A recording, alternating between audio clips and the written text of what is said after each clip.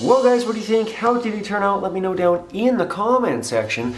I want to thank everyone who joined the drawing process over there on Twitch, which is where I've been doing daily live streams. I'll leave the link for that down in the description box, and I'm going to leave a playlist for more of my two-hand drawings here so that you guys can check those out.